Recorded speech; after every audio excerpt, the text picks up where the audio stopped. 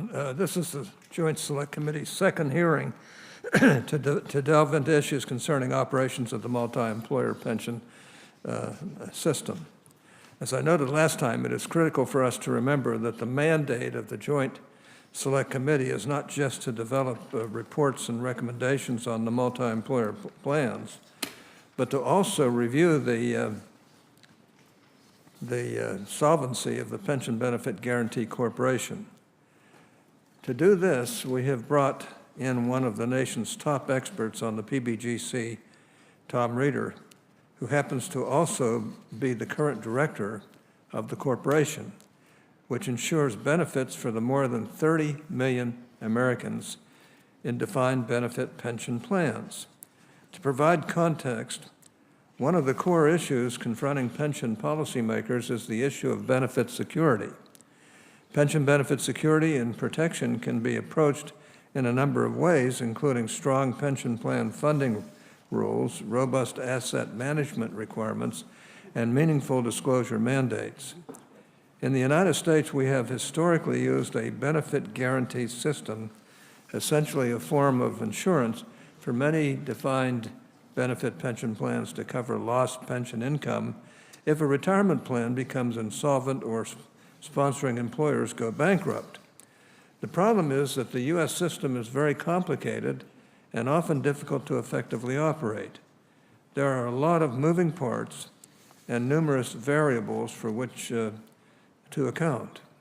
Some of those variables include questions on how plans are insured, to what extent are benefits guaranteed, and how can we sufficiently fund the system while still ensuring employers are properly incentivized to sponsor retirement plans.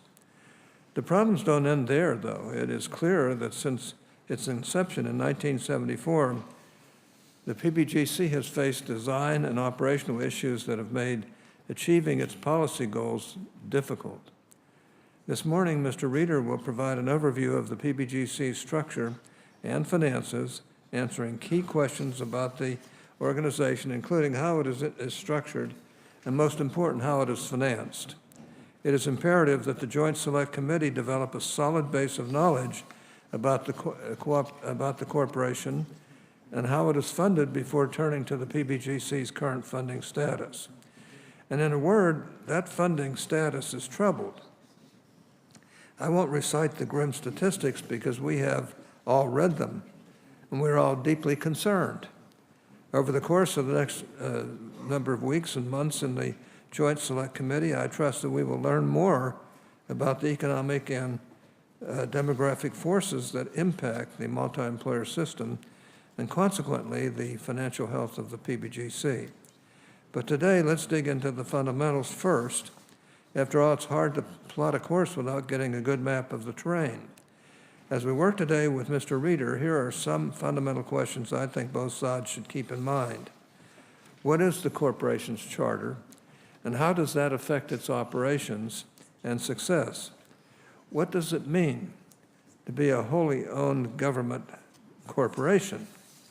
What are the PBGC's core functions, and how is it structured to achieve these functions? Does PBGC have the right tools and flexibility to intervene in the management and operation of troubled multi-employer plans? How does the corporation manage the funds under its management? Also, importantly, how do the insurance premiums work to fund the plan guarantees? And is this all the right model for the economic and demographic markets in which these plans operate? That's an important question. It's something we're going to have to answer. And I'm very concerned about it. It's easy to see. Frankly, I believe we need to get these answers and then spend some time understanding what those answers mean before the Joint Select Committee can effectively consider any proposals to repair the multi-employer system. So let's get started. Senator Brown, we'll turn it back to you. I have to be at the Judiciary Committee this morning, but I have every confidence in Senator Brown and others on this committee to move this along in the proper way. Good. Thank you, Senator.